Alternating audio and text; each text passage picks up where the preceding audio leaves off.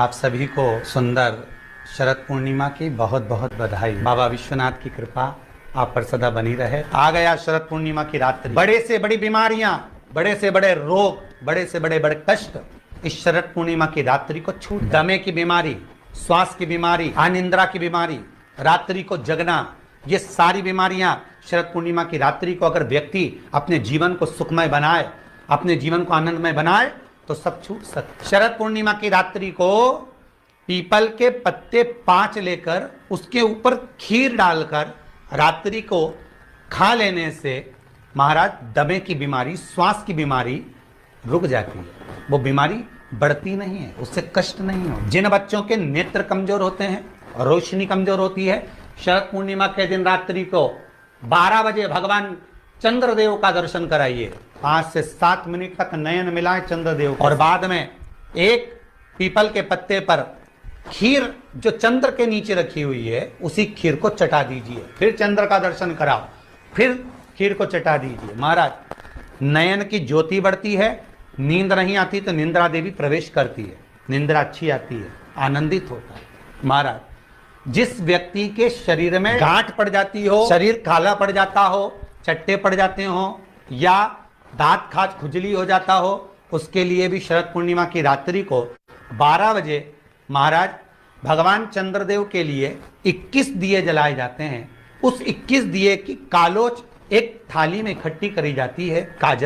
कालोच को इकट्ठी कर कर शरीर में गाय के घी के साथ में जहां जहां जगह पर चट्टे हैं, गांठ है, वहां लगाया जाता है। उसको 5 या 7 दिन लगाइए। उसके बाद में रोज प्रतिदिन लगाने के आधे घंटे बाद स्नान कर लीजिए, आराम लगना प्रारंभ हो जाता है। महाराज आज शरद पूर्णिमा की रात्रि से लेकर कार्तिक पूर्णिमा की रात्रि के बीच में जो दामोदर भगवान का, कृष्ण का, शिव का मंगल आनंद करेगा, अभिषेक करेगा, पूजन करेगा, स्मरण करेगा, उसके सारे दुख दरिद्र दूर हो जाएंगे।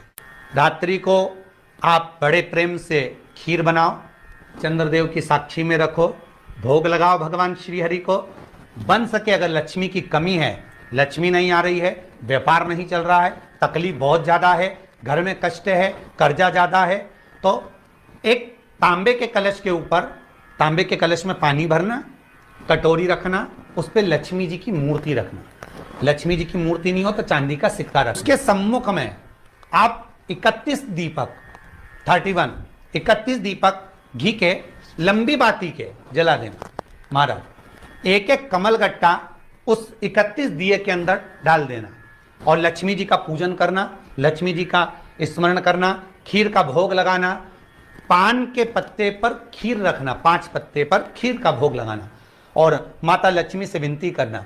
सुबेरे 4 बजे तक वो रखे रहने देना, सुबह 4 बजे वो उठाना, लक्ष्मी को वापिस तिजोरी में या सिक्का हो तो उसको अलमारी में रख देना। जो खीर बनी है वो प्रसाद के रूप में सुबह 8 बजे, 10 बजे, 9 बजे जब खाना हो प्रेम से खाना। माता जो दिए लगाए हैं वो ठंडे हो गए होंगे, उनको रखे रहने देना, बाद में काम आते रहेंगे, या दिए विसर्जन करना हो तो आपकी मर्जी है। पर वो मट्टी के दिए लगेंगे, आटे के दिए नहीं लगेंगे, मट्टी के दीप लगाना है, घी के दिए लगाना है। लक्ष्मी जी का पूजन करो, कंकु, चावल, हल्दी, मोली से सब तरह से। शरद पूर्णिमा की रात्रि को सुख मिलेगा, आनंद मिलेगा, लक्ष्मी की वृद्धि होगी, कार्य सिद्धि होगी। दूसरा क्रम, अगर कार्तिक पूर्णिमा हो, शरद पूर्णिमा हो, ये दोनों पूर्णिमा पर शरद पूर्णिमा के दिन आप शाम को प्रदोष काल के समय 4:30 बजे से 6 बजे के बीच में 1 लोटा पानी, उसमें 5 बेलपत्र रखकर, 1 कमलगट्टा डालकर भगवान चंद्रेश्वर महादेव के नाम से भगवान शंकर को चढ़ा दीजिए। आपकी जो कामना हो वो कामना कर कर चढ़ाएं, विनती करें चंद्रेश्वर महादेव को और निवेदन करें कि हमारा ये कार्य सफल हो।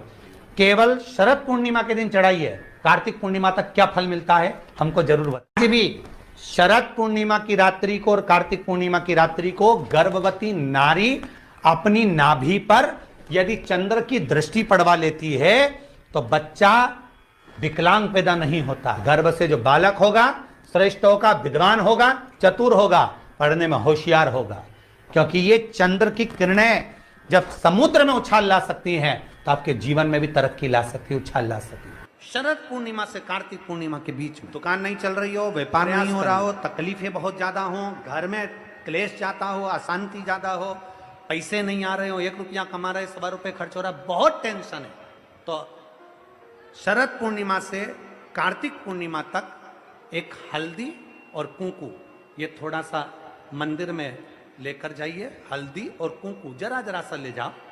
अशोक सुंदरी वाली जगह पर पहले शंकर जी पे जल चढ़ा दो, अशोक सुंदरी वाली जगह पे जल चढ़ा दो, और वह हल्दी और कुंकू की एक एक बिंदी अशोक सुंदरी वाली जगह पर अपनी कामना कर कर लगा कर आओ। उसी में से वो हाथ जो तुम्हारा गीला है कंकु हल्दी का, वही हाथ लाओ, घर में प्रवेश करते समय अपनी देहली पर थोड़ा सा लगा दीजिए। शरद पूर्णिमा से कार्तिक पूर्णिमा तक कर कर देखो, उसके बाद में फिर बताना कि मेरा देवाधिदेव महादेव ने तुम्हारी झोली भरी कि ना भरी। कानी दिखे कहीं किसी को पास कानी रहते हैं, उसके लिए भी ये शरद पूर्णिमा। तुलसी जो डंडी होती है, बेलपत्र की जो ये डंडी है, ऐसे ही तुलसी का जो पत्ता होता है, उस पत्ते की जो डंडी होती है, उस डंडी को चंद्रमा को देखा जाता है। उस डंडी की जो कोर होती है, उस कोर को दृष्टि से मिलाया शरद पूर्णिमा की रात ठीक 12 बजे चंद्रमा की, जैसे चंद्रमा का भाग, उस चंद्रमा के भाग को आप उस डंडी के भाग से निहारने का प्रयास मारो। घर में आइए, घी का दिया लगाइए। घी के दीप को लगाने के बाद पूर्णिमा के दिन उस पर एक प्लेट थोड़ी तिरछी कर रख दो, जिससे उसकी कालोच काई की, उस दीप की, घी के दीप की कालोच उस प्लेट पर आ जाए। थोड़ी सी कालोच ले लीजिए, 5-10 मिनट में आ जाएगी। उसको गाय के घी में मिलाकर आंखों में सुरमा लगाकर रात्रि को सो जाइए। 3 दिन बाद आप महसूस करेंगे कि नेत्र की ज्योति बढ़ना प्रारंभ हो रही है। पूर्णिमा का जो चंद्र है वो विशाल का, और उस चंद्र की पूर्णता में हमारी अभिलाषाएं भी पूर्ण हो। अब पूर्णिमा के व्रत में आपने कई बार किताब पढ़ी होगी पूर्णिमा की, या आपने व्रत किया होगा, या पूर्णिमा का व्रत आप धारण करे होगे, तो उसमें पूजन कौन से भगवान की होती है? पूर्णिमा के व्रत में केले के खंभ लगाकर पूर्णिमा का जो उद्यापन होता है, पूर्णिमा की जो पूजन होती है, उस पूजन में शंकर और पार्वती की पूजन। शंकर और पार्वती का पूजन क्यों करा जाता है पूर्णिमा के व्रत में? क्योंकि शिव और माता पार्वती ही केवल एक ऐसे हैं जिन्होंने अपूर्ण लक्ष्मी को भी पूर्ण बना दिया। किसको पूर्ण बनाया? लक्ष्मी। शरद पूर्णिमा के दिन अगर आप शंकर भगवान को एक लोटा पानी अगर शिव को समर्पित कर रहे हो, श्वेत पुष्प को रख कर शंकर जी के ऊपर सफेद फूल को चढ़ाकर अगर एक लोटा जल भी, एक पात्र जल भी शंकर को समर्पित कर रहे हो, तो ये लक्ष्मी के लिए ही तो कर रहे हो। और कौन सी लक्ष्मी? पूर्ण लक्ष्मी। आपको पहले भी कथा में कहा, एक भगवान विष्णु के सामने लक्ष्मी मैया ने बहुत तेज स्वर में कह दिया था, नारायण, दुनिया के लोग आपका नाम जपते हैं, दुनिया के लोग नारायण नारायण कहते हैं, दुनिया के लोग आपका भजन करते हैं, पर सत्य मायने में कहूं ना तो मेरे बिना दुनिया के लोगों की नहीं चल सकती। शरीर में रोग है, बीमारी है, काया बेकार हो रही है, तो सीधी सीधी बात शिव महापुराण की कथा कहती है, सुंदर आनंद में श्रवण कर कर आप अपने जीवन को, ये पूर्णिमा शिव महापुराण की कथा कहती है, शरद पूर्णिमा आ रही है, कुछ नहीं करना, पीपल का एक पत्ता, उस पत्ते पर थोड़ा सा चावल, पूर्णिमा की रात्रि को अपने हाथ में लेकर, अपने नयनों से लगाकर, शरीर पर से स्वयं उतार कर उसको दरवाजे के पास रख दीजिए। पूर्णिमा की रात्रि को पूर्ण होने पर उस चावल को दूसरे दिन सूंघ कर बहते हुए पानी में डाल दीजिए। महाराज, कितने भी रोग से ग्रसित हो, पीपल का एक पत्ता 52,000 ब्राह्मण की साक्षी कराता है। महाराज बहुत ध्यान देना, पीपल के वृक्ष में स्वयं नारायण का, मेरे कृष्ण का वास है। स्वयं भगवान गीता के अंतर्गत कहते हैं कि मैं पीपल का वृक्ष हूं। 6 पत्ती का बेलपत्र मिलता है तो उसको नंदी पर पहले समर्पित कर कर फिर शिव के द्वार पर शंकर भगवान पर समर्पित किया जाता है।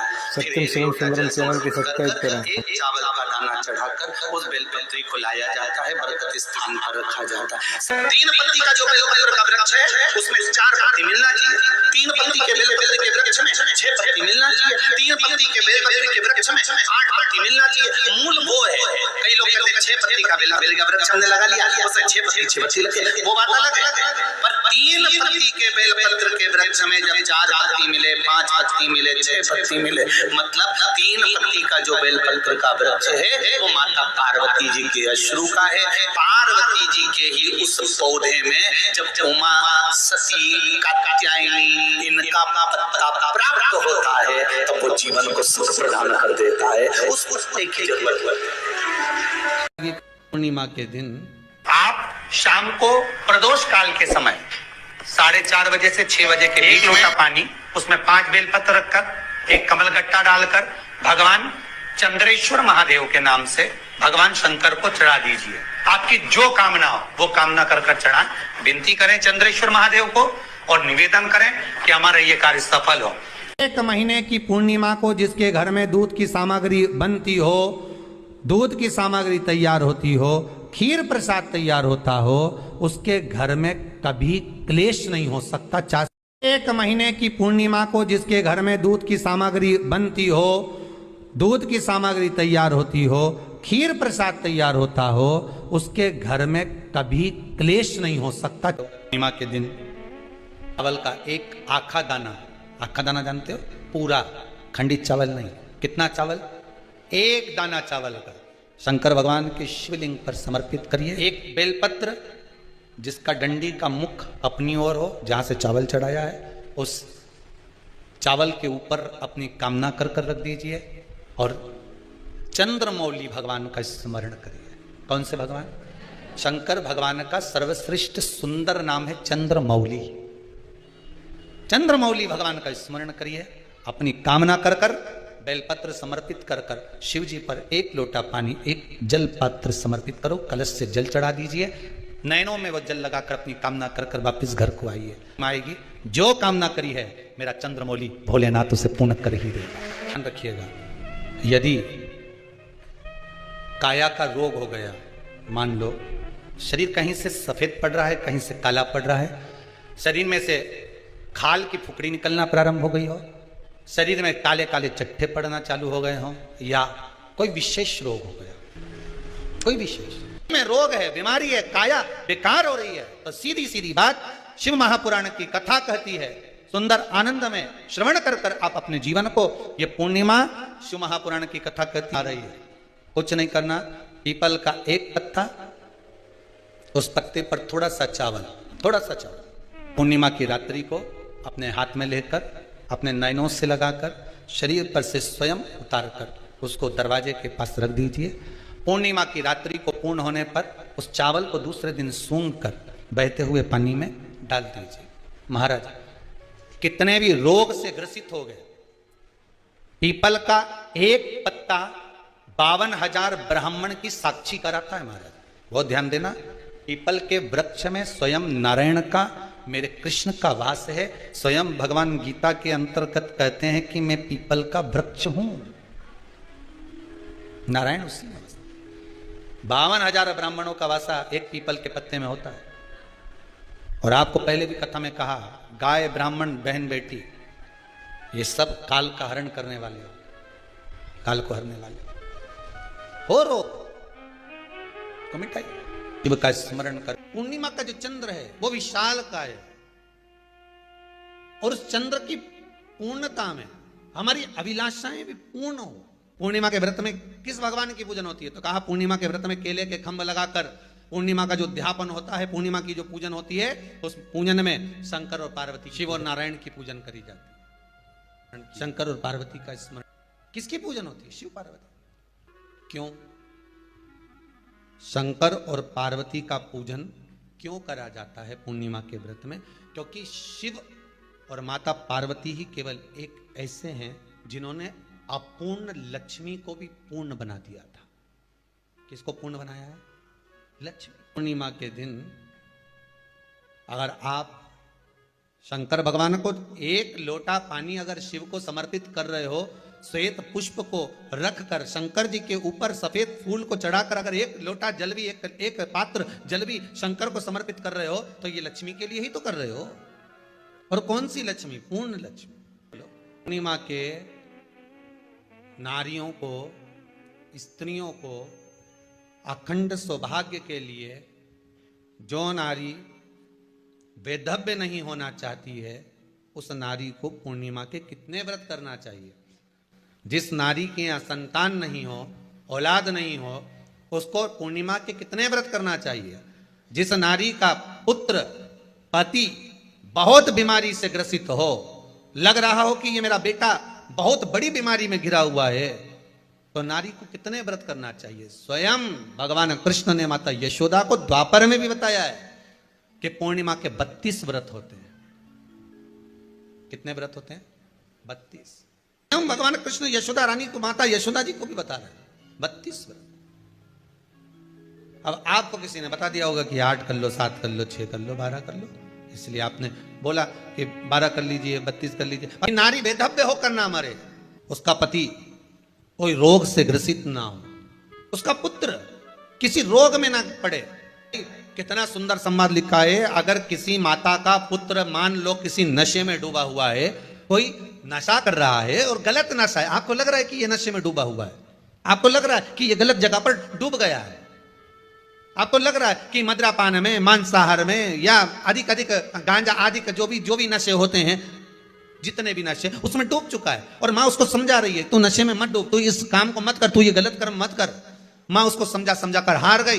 तो मेरा माताओं से निवेदन है, आप उसको समझाना बंद कर दो, एक काम करना प्रारंभ कर दीजिए। हमें जो शिव महापुराण के माध्यम से शास्त्र कह रहा है कि आप 32 पूर्णिमा के व्रत प्रारंभ कर दो। उसमें करना क्या है? आपको केवल जिस दिन व्रत रहे, रात्रि के समय पर कोई भी मीठा कुछ भी सामग्री आप चंद्र की रोशनी में, चंद्र को अर्घ देने के बाद, पूजन करने के बाद उसको रखो, और वही सामग्री जो नशा कर रहा है उसको पूर्णिमा के दूसरे दिन उसको खिलाओ।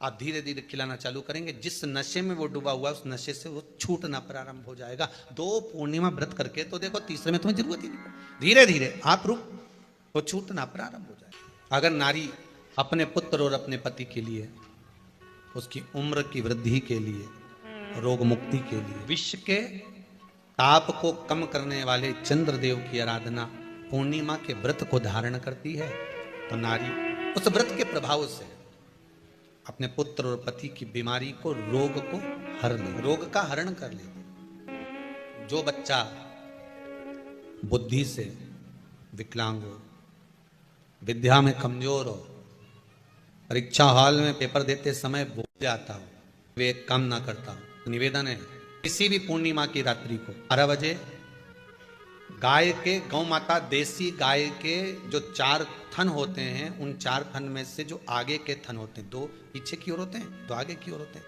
तो जो आगे के 2 थन हैं उस थन का दूध निकलवा लिया जाए, और उस दूध का कोई भी मीठा पदार्थ बनाओ तो ठीक है, ना बनाओ तो उसी दूध में शक्कर मिलाकर पूर्णिमा की रात्रि को, जो विवेक से कमजोर हो, बुद्धि से कमजोर हो, या याद करा हुआ सब भूल जाते हो, या आपके लिए भी है कोई चीज रखते हो भूल जाते हो, विवेक याद नहीं रहता, बुद्धि में इतना प्रबल बल नहीं आ पाता, याददाश्त कमजोर होती चली जा रही, तो किसी भी पूर्णिमा की रात्रि को 12 बजे गाय के आगे के 2 थन का दूध, उसमें कोई पदार्थ, शक्कर, गुड़ कुछ भी मिलाकर भगवान के चंद्रदेव की साक्षी में उसको पिला दिया जाए।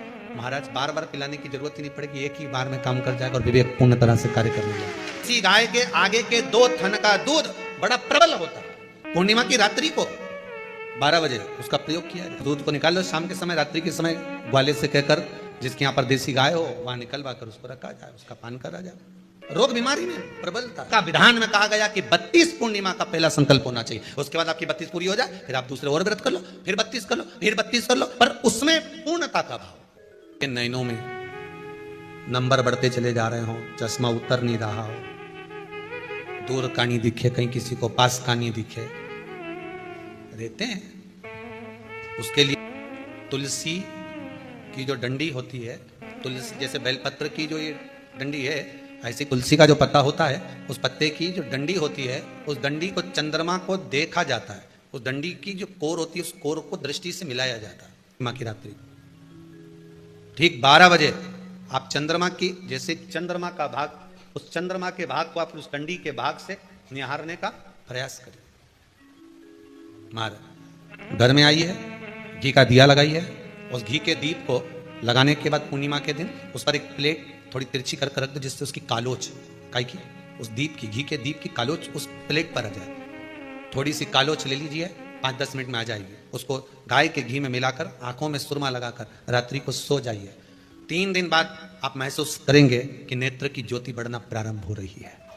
अब इस प्रयोग को करने में कोई धन लगा तुम्हारा? अरे बोलो तो सही। कोई दौलत लगी तुम्हारी, कोई संपदा, या फिर तुमने सियोर वाला महाराज के लाके खूब बटोर के दे दिया, कुछ लगा नहीं। तुम करोगे, लाभ तुम्हें मिलेगा।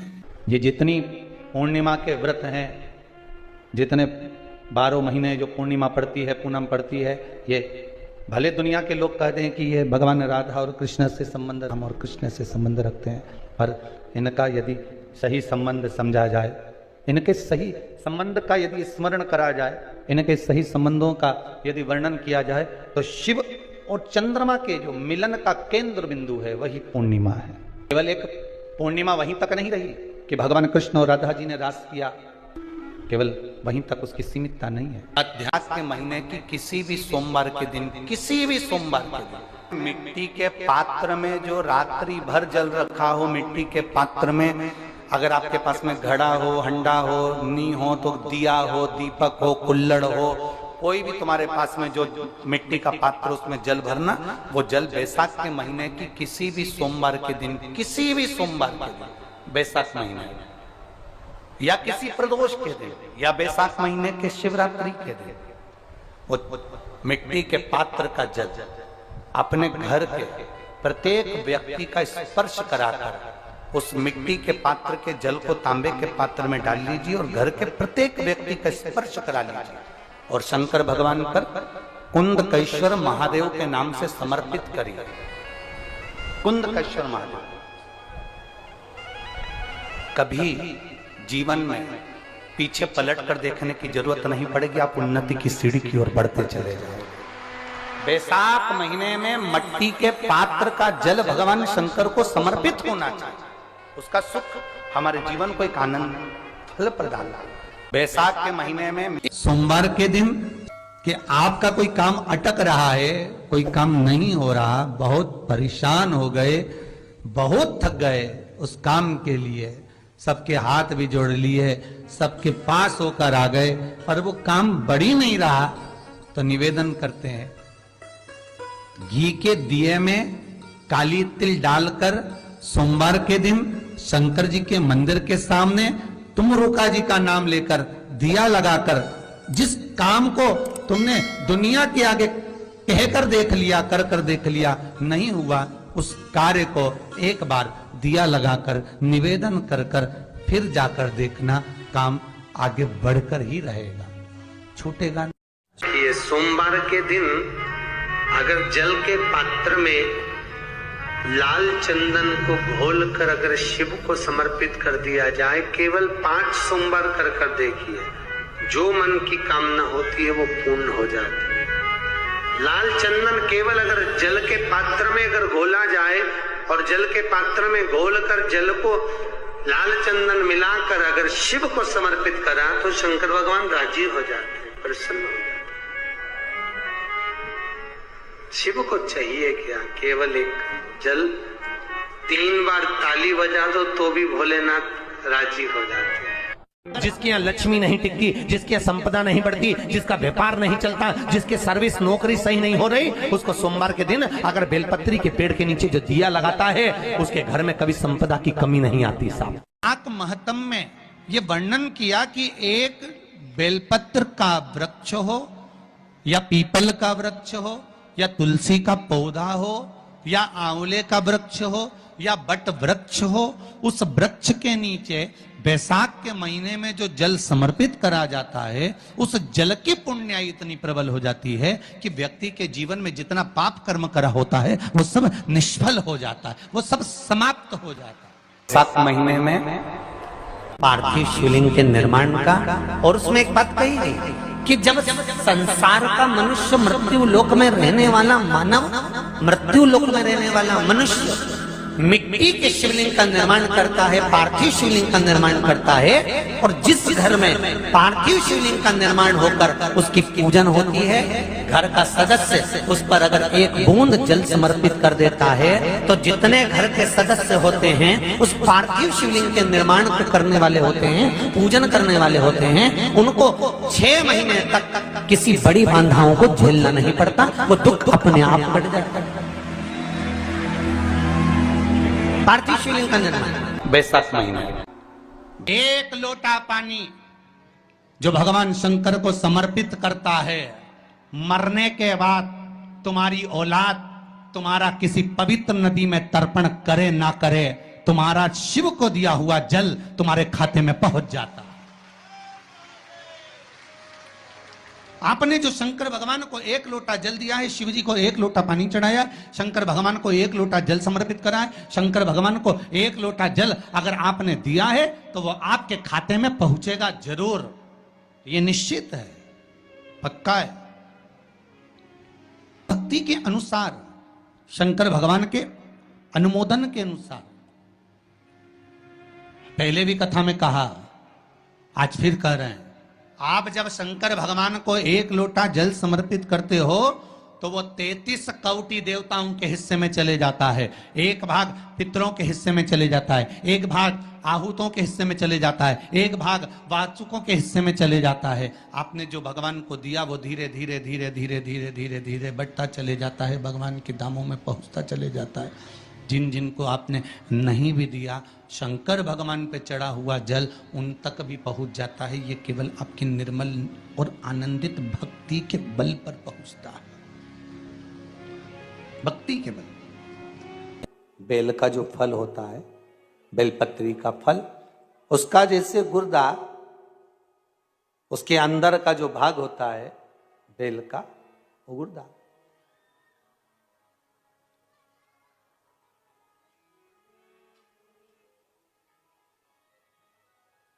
उसको अग्नि में जलाकर उसकी भस्म तैयार कर कर छान कर जब जब आपके यहां विद्वान ब्राह्मण शिव जी का अभिषेक कराते हैं, पूजन कराते हैं, तो उसमें लिखते हैं पूजन के साहित्य में, बेलपत्री, धतूरा, दुर्वा, ये उसमें नीचे लिखेंगे भस्म। लिखते कि नहीं लिखते? लिखते हैं ना, भस्म अभिषेक में चाहिए रहती। तब उस भस्म का थोड़ा सा भी भाग आप अगर शिव को समर्पित कर रहे हो तो ये जान लें कि शंकर मनवांछित फल प्रदान कर रहे हैं, शिव फल प्रदान कर रहे हैं।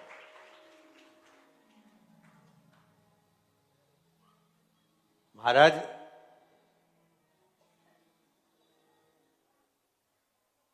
बेलपत्री के वृक्ष के नीचे बैठकर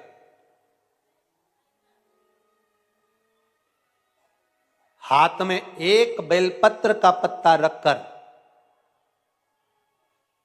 आप पंचाक्षर मंत्र नमः शिवाय, ओम नमः शिवाय या श्री शिवाय नमस्तुभ्यम या महामृत्युंजय मंत्र का स्मरण कर रहे हो, पर डंडी का भाग अपनी ओर, बेलपत्र की बीच वाली पत्ती का भाग बीच वाली उंगली की ओर रखकर अगर आप स्मरण कर रहे हैं और अपनी कामना कर कर बेलपत्री के वृक्ष के नीचे बैठकर उस पत्ते को सम्मुख रखकर बाबा से विनय कर कर एकांत में उस बेलपत्री के वृक्ष की छांव में, बेलपत्री के वृक्ष की छांव आप कामना कर कर उस पत्ते को शंकर भगवान के ऊपर समर्पित कर रहे हैं, तो ये जान कर रखें कि पार्वती और शिव का मिलन करवा रहे हैं और अपनी मनवांछित फल कामना पूर्ण करवा रहे हैं। क्योंकि शिव और पार्वती का जब मिलन होता है, शंकर पार्वती जब एक दूसरे के सम्मुख में होते हैं, शिव और पार्वती जब एक दूसरे के सामने अपने बच्चों के कारण एक दूसरे के सम्मुख में आते हैं, तो उनके चेहरे पर प्रसन्नता का भाव आ जाता है। तो फल, मनवांछित फल की कामना आप जिस कामना के लिए कर रहे हैं, विवाह के लिए, नौकरी के लिए, सर्विस के लिए, व्यापार के लिए, रोग मुक्ति के लिए, आप जिस कामना से कर रहे हो, बस उससे कहकर कभी सोमवार का दिन हो, क्योंकि शंकर जी को सोम प्रिय है, सोमवार का दिन, चंद्र का वार शिव जी को प्रिय है, शिव जी को प्रिय है।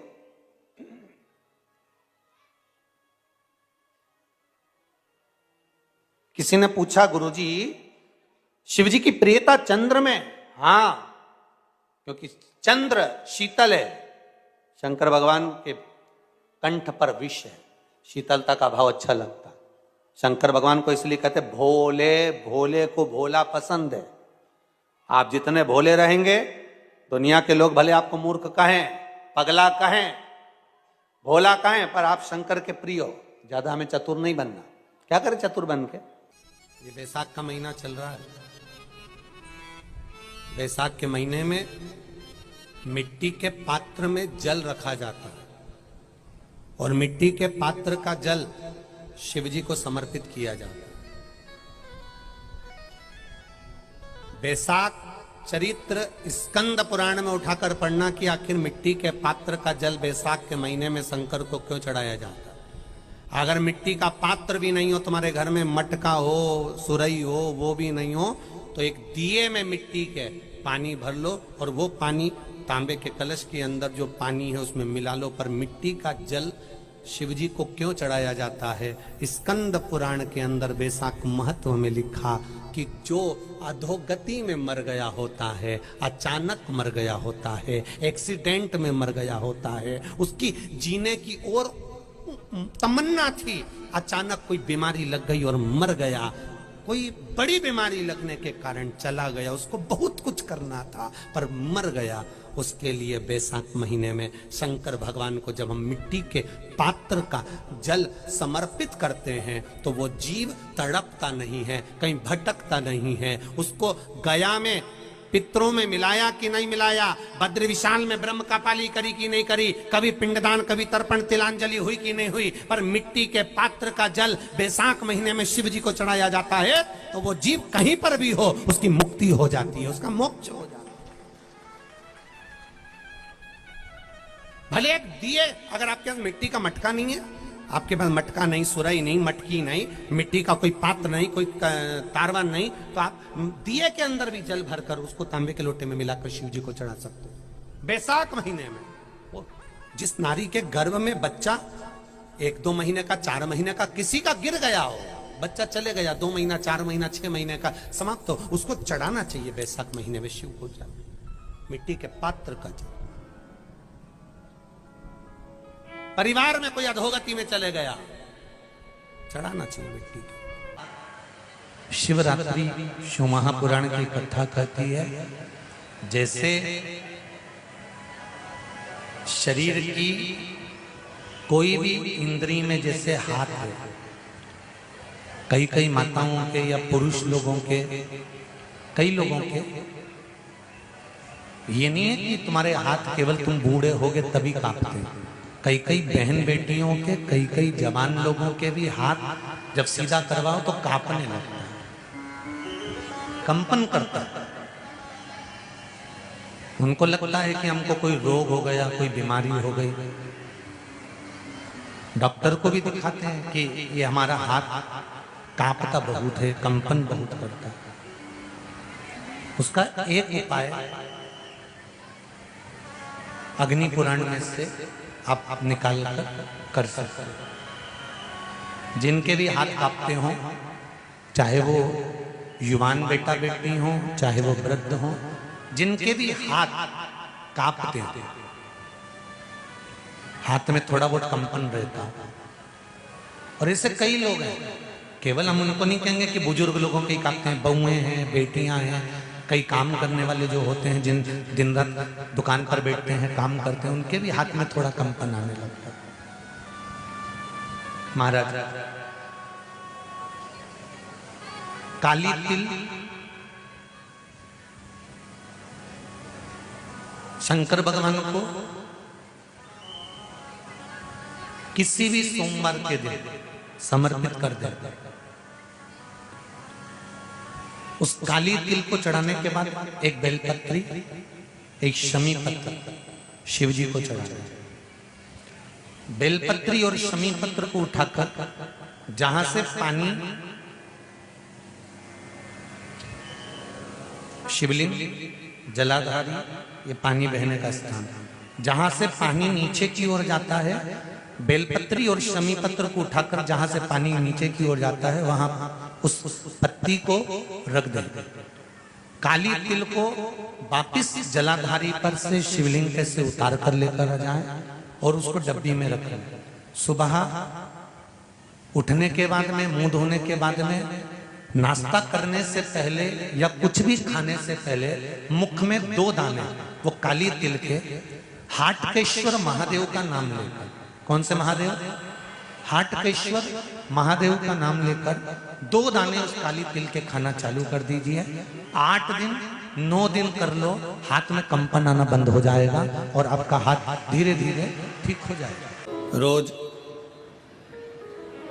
शंकर के मंदिर में प्रतिदिन जाने वाले को और एक और चीज अपने स्मरण में रहे, अगर शिव के मंदिर नहीं जा सकते तो अपने घर में जो शिवलिंग है उस पर जल चढ़ाओ। और यदि आप अपने शंकर के घर में शिवलिंग पर भी जल नहीं चढ़ा पा रहे हो तो किसी बेलपत्री का वृक्ष हो, उस वृक्ष के नीचे भी जल चढ़ाओ। और कभी मौका मिल जाए, कभी भगवान शंकर की बड़ी करुणा हो जाए, भगवान शंकर की बड़ी उदारता हो जाए, भगवान शंकर की बड़ी कृपा हो जाए, बड़ी कृपा हो जाए, भगवान शंकर जिस दिन तुम्हारे ऊपर बड़ी कृपा कर दे, किसी सोमवार को 3 नियम बना लो। जिस दिन मेरा भोले बाबा तुम पर कृपा कर दे उस दिन सोमवार का एक नियम बना कि महीने का एक सोमवार मुझे ऐसा करना है, 3 नियम धारण करना है महीने के सोमवार को। पहला, सवेरे जाकर शंकर भगवान को 1 लोटा जल चढ़ाना है। दूसरा, दोपहर के समय पर जाकर मुझे बेलपत्री के वृक्ष के नीचे एक चावल का दाना रखकर बेलपत्री की 7, 11, 21, 108, 51 जितनी परिक्रमा आप लगा सकते हो वो लगाना है। और तीसरा, बेलपत्री के वृक्ष के नीचे और शंकर के मंदिर के दरवाजे पर मुझे एक घी का दीपक लगाना है। बस ये 3 नियम जिसने महीने में एक बार ले लिया, समझ लो उसको पीछे हटने की जरूरत ही नहीं, वो आगे ही बढ़े। महीने के किसी एक सोमवार का ऐसा नियम बना लो कि मुझे 3 नियम धारण करना है महीने के किसी भी एक सोमवार को। हम ये नहीं कहेंगे कि तुम सोमवार 5 पढ़ रहे हैं तो 5 को करो, 4 पढ़ रहे हैं तो 4 को करो, 3 पढ़ रहे हैं तो 3 को करो। तुम तो महीने का एक सोमवार का नियम बना। और मेरी जीजियों से, मेरी बेटियों से जो विदेश में रह रही हैं, जो कहीं बाहर रह रही हैं, कहीं बड़े शहर में रह रही हैं, जो रोज मंदिर नहीं जा सकते, हर किसी महीने के एक सोमवार को भी ये नियम निर्धारण थे, तो उनसे कहेंगे कि 3 महीने में एक सोमवार का नियम बना लो। 3 महीने में नहीं बना सकते तो 6 महीने में एक सोमवार का नियम बना लो। और 6 महीने में नहीं बना सकते तो 1 साल में एक सोमवार का ऐसा नियम बना लो कि मैं साल का एक सोमवार ऐसा रहूंगी कि सुबह सोमवार के दिन मंदिर में जाकर जल चढ़ाऊंगी, दोपहर में जाकर बाबा को एक अक्षत का दाना रखकर, अक्षत का मतलब है कि बाबा मेरी दिनों दिन उन्नति करना। बेलपत्री के वृक्ष के नीचे जो अक्षत रखा जाता है वो उन्नति के लिए रखा जाता है। शंकर के शिवलिंग पर जो अक्षत रखा जाता है वो रोग मुक्ति के लिए रखा जाता है। अशोक सुंदरी पर जो अक्षत रखा जाता है वो संतान प्राप्ति के लिए रखा जाता है। षडानंद कार्तिकेय की ओर जो अक्षत रखा जाता है वो हमारे बच्चों की सुख समृद्धि के लिए रखा जाता है। विनायक की ओर, गणेश जी की ओर जो अक्षत रखा जाता है वो हमारे घर में कोई मंगल कार्य आ जाए उसके लिए रखा जाता है। और जो पीठिका होती है जिसपे शिवलिंग रखा होता है, पार्वती जी का हस्तकमल, उस पर अक्षत रखा जाता है तो नारी के अखंड सौभाग्य के लिए रखा जाता है। अक्षत रखने का भी तरीका है। एक चावल का दाना कहाँ रखा जाता है, क्यों रखा जाता है, कैसे रखा। अब कई लोग कहते हैं गुरुजी ये शिव महापुराण में आप ये नियम बताते हो, तरीका बताते हो। हम तो उनसे कहेंगे डॉक्टर के पास जाओगे तो डॉक्टर भी गोली लिखकर ये नहीं कह देगा कि ये सारी गोली एक साथ खा जा। डॉक्टर भी कहेगा ये गोली सुबह खाना है, ये गोली शाम को खाना है, ये गोली दोपहर में खाना, ये गोली भूखे रहकर खाना। बोलो सही है कि गलत है? ये रात्रि को खाना खाने के बाद खा लेना, ये खाना खाने के पहले, ये नाश्ते के पहले। और सुनो ये दवाई, ये वाली पीछे वाली जो दवाई लो ना इसको दूध से लेना, ये वाली जो दवाई लो ना इसको पानी से लेना। और सुनो ये डब्बी है इसको पानी में मिलाकर फिर पीना। दवाई लेने का भी तरीका है, उसी तरह शिव महापुराण में एक एक अक्षत का भी तरीका है और एक एक बेलपत्री का भी तरीका है। अब मान लो कई लोग कहते हैं गुरुजी आप ये तरीका बताते हो शिव पुराण के माध्यम से कई लोगों के मन में संशय जागता है। तो अगर हम एक साथ चावल चढ़ा दे तो उसका क्या तरीका है? तो हमारा निवेदन है डॉक्टर जो दवाई ले एक ही बार में निपटा जाए, एक ही बार में खा ले। दवाई एक बार में पूरी खा गए असर नहीं करेगी, इसमें डॉक्टर का कोई दोष नहीं है। उसने तो बताया था ऐसे लेना ऐसे लेना, और तुमने मैं डॉक्टर साहब ने पूछा दवाई पूरी ली, शाम की दवाई भूल गई थी, सवेरे की दवाई भूल गई थी, ये दवाई भूल गई थी। डॉक्टर कहेगा हमने तो नियम बताया था, तुमने नहीं खाई तो असर कहाँ से करेगी? तुम असर कब करती है? जब हम पूजन के तरीके को जान जाएं, जब हम अर्चना के तरीके को जाएं। आप साल भर का एक सोमवार निकाल लो, 6 महीने का एक सोमवार निकाल लो, 3 महीने का एक सोमवार निकाल लो, महीने का एक सोमवार निकाल लो, अपने से दिल में बन जाए तो एक सोमवार ऐसा निकालो जिसके 3 नियम धारण हो। पहला, उसी सोमवार जिसको कर रहे हो उस दिन सुबह जल चढ़ाना। दूसरे, दोपहर के समय पर जाकर बेलपत्री के वृक्ष के नीचे एक चावल का दाना रखना, और परिक्रमा बेलपत्र की जितनी तुमसे बन जाए, जितनी तुम्हारे शरीर की कैपेसिटी हो, जितना तुम्हारा शरीर चलते बन जाए। हम तो ये भी नहीं कहते कि तुम भूखे रहकर भगवान का भजन करो, हम कभी नहीं कहते। हम तो यहां तक कहते हैं, हमारे पुष्टि मार्ग में यहां तक कहा गया कि वल्लभ कुल की एकादशी करो, भले बकरी जैसे चरो पर एकादशी करो।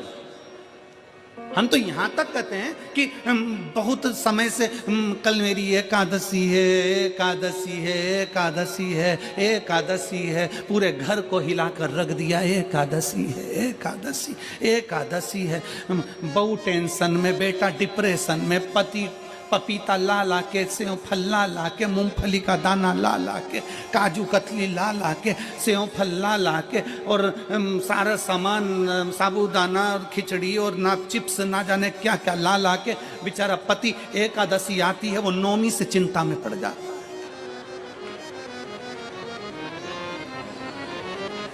हम तो ये भी नहीं कहते कि तुम व्रत बहुत भारी करो, तुम व्रत उपास भी बहुत टेंशन वाला करो, ना ना ना।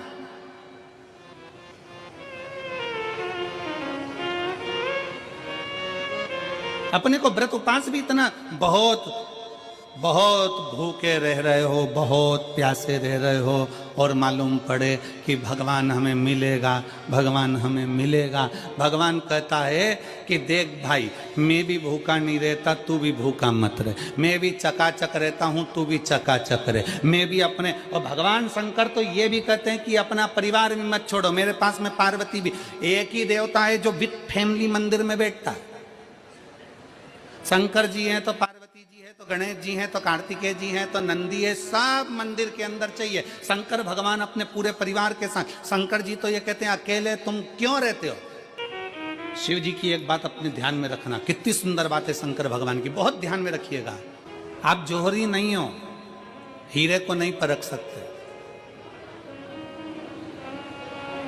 हम भी जौहरी नहीं है, हम हीरा को नहीं समझ सकते। पर भगवान शंकर ने पृथ्वी पर जिसको जन्म दिया उसको जौहरी बनाकर पैदा किया है, उसको जौहरी बनाकर भेजा है कि आप भले हीरा को न समझो चलेगा, पर अपने नजदीक में कोई दुखी है तो उसकी पीड़ा को जरूर समझना। भगवान शंकर कहते हैं उसकी पीड़ा का स्मरण।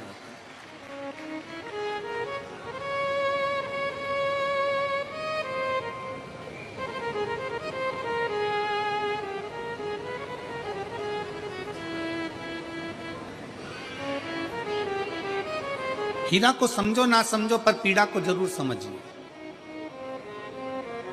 किसी के दर्द को जरूर समझिए, किसी के दुख को जरूर समझिए, किसी की तकलीफों को जरूर समझिए। पशुपतिनाथ का व्रत करते हो आप, 16 सोमवार का व्रत करते हो आप, संकट सोमवार का व्रत करते हो आप, शिवरात्रि का व्रत करते हो, सोमवार की अष्टमी का व्रत करते हो। उन व्रतों में सारे व्रत करो, मना नहीं है, पर उस व्रत में अपना पूर्ण समर्पण परमात्मा के प्रति रखो। केवल खाना छोड़ा है, अन्न छोड़ा है, भोजन छोड़ा है, और दिन में सुबह से लेकर शाम तक 2-3 बार तुमने कुछ ना कुछ पाया है, वो व्रत हो सकता है आपकी दृष्टि में। पर हमारी दृष्टि में व्रत कौन सा है?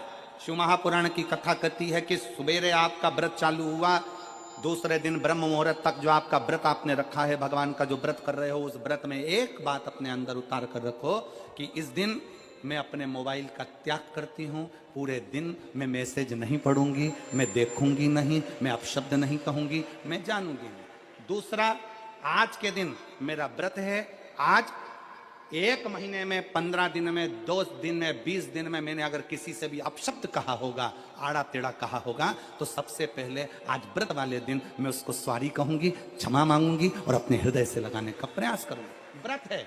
व्रत का तीसरा अंश, आज मेरा व्रत है, मैं आज के दिन किसी को भी अपशब्द नहीं बोलूंगी, किसी के लिए आड़ा टेढ़ा नहीं बोलूंगा। आज जितना बन सकेगा मैं सात्विक जीवन जीऊंगा।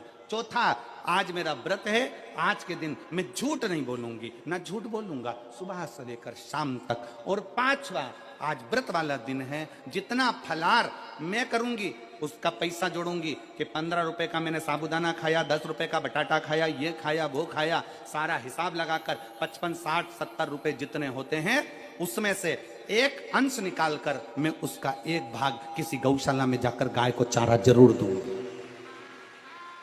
आपका व्रत, आपकी साधना, आपका तप, आपका बल। श्री शिवाय नमस्तुभ्यम, श्री शिवाय नमस्तुभ्यम, हर हर महादेव। यह उपाय आप पूर्णिमा के दिन जरूर करें। इस उपाय को करने से होगी हर मनोकामना पूरी। श्री शिवाय नमस्तुभ्यम, हर हर महादेव।